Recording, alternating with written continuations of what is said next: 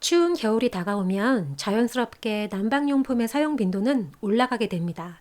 높은 온도의 난로에 몸을 녹이다가도 조금만 한눈을 팔다간 화상의 피해를 입기 십상인데요. 오늘은 겨울철마다 문의량이 크게 증가하는 화상보험금 관련 보상 이야기를 준비해 보았습니다. 먼저 화상보험금 청구를 앞두고 계신 분들께서는 심재성 화상과 표재성 화상의 차이에 대해 어느 정도 알고 계실 겁니다. 모르시는 분들을 위해 간략히 설명드리자면 바깥쪽 피부층에 가볍게 입은 화상을 표재성 화상이라고 하며 보다 깊숙이 위치한 진피층의 많은 부분에 화상을 입은 경우에 심재성 화상으로 구분합니다. 뿐만 아니라 피부층 침범의 정도에 따라 세부적으로 1도 화상부터 4도 화상까지 나누고 있는데 개인보험에서의 화상진단금 특약의 내용에서는 심재성 화상 진단을 받은 경우에만 화상보험금 가입 금액을 지급하도록 명시되어 있다는 점이 중요하다 하겠습니다.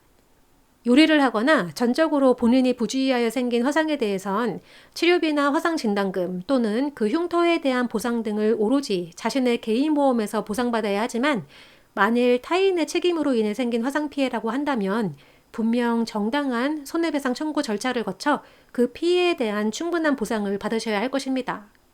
그렇다면 화상진단금 이외에 어떠한 보상 항목이 있으며 어떠한 방식으로 평가를 받게 되는지 사례를 통해 그 이해를 도와드리겠습니다.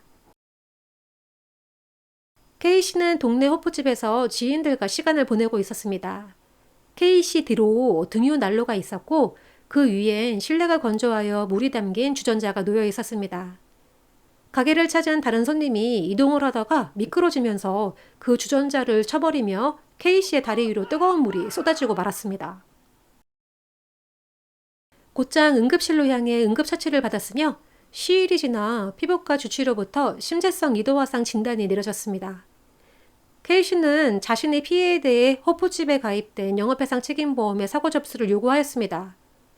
그럼 주전자를 밀친 그 손님은 책임이 없는 걸까요? 아닙니다. 본 사고는 화상으로 이어질 수 있는 주전자를 난로 위에 올려둔 해당 호프집 사업주와 주전자를 쏟은 그 손님이 K씨에 대해 부진정 연대 책임을 지고 있으므로 각각의 가실 비율만큼 피해자의 손해에 대한 책임을 지게 됩니다. 피해자는 접수된 영업해상 책임보험을 통해 모두 보상을 받게 되며 가해자들의 책임 분담 등 뒷일에 대해서는 신경을 쓸 필요가 없게 됩니다. 심재성 2도 화상 진단을 받고 상처가 아물기만을 기다렸던 그는 의사의 처방으로 화상 연고를 꾸준히 바르고 시술을 통해 흉터 제거를 충분히 받았음에도 결국 심재성 2도 화상 흉터가 남아 이에 대한 정당한 보상을 받기 위하여 저희 콩당 손사에게 사건을 위임하였습니다. K씨처럼 흉터가 남은 경우에 반드시 평가해야 하는 후유장애를 추상장애라고 부르고 있습니다.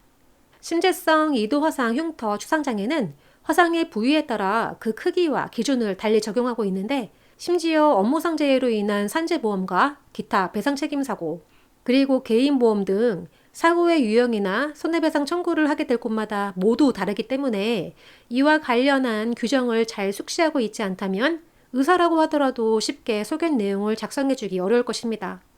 또한 보험회사는 추상장애의 인정폭을 가능한 최소화하려다 보니 피해자와의 이해관계 대립으로 심재성 2도 화상 흉터 추상장애 평가에 언제나 분쟁이 뒤따르게 됩니다.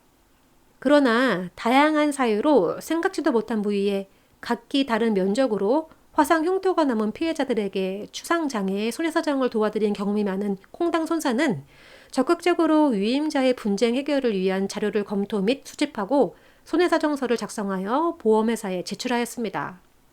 이 과정에서 일반적으로 후유장애 평가에 상당히 보수적인 주치의가 아닌 대학병원 성형외과 전문의에게 심재성 화상 흉터 추상장애를 평가받아 객관적으로 손해배상액 산정 절차가 이루어졌습니다.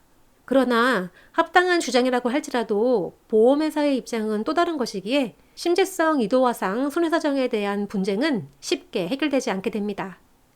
실제로 손해사정서가 제출되고 K씨가 최종적으로 심재성 2도 화상 흉터장애 관련 추상장애를 연고장애로 인정받아 일실 수익액을 보상받게 되기까지 약 8주간의 기간 동안 보상팀 직원과 분쟁 요소를 둘러싼 손해사정 의견 개진을 수차례 이어나갔습니다.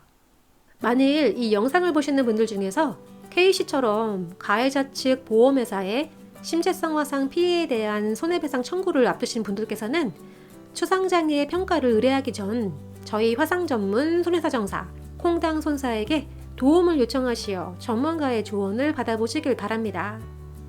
오늘도 시청해주신 여러분 감사합니다. 다음에 또 만나요.